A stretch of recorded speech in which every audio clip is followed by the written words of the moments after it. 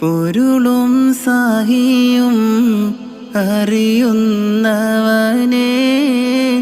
N കരം നീട്ടിയിരക്കുന്നു ഞാൻ. പൊരുളും സാഹിയും അറിയുന്നവനെ എൻ കരം നീട്ടിയിരക്കുന്നു ഞാൻ. സന്മാർഗധാരയിൽ നഫ്സിനെ നയിക്കാൻ കനിയണമേ യാ സുബ്ഹാനല്ലാഹ്. സന്മാർഗധാരയിൽ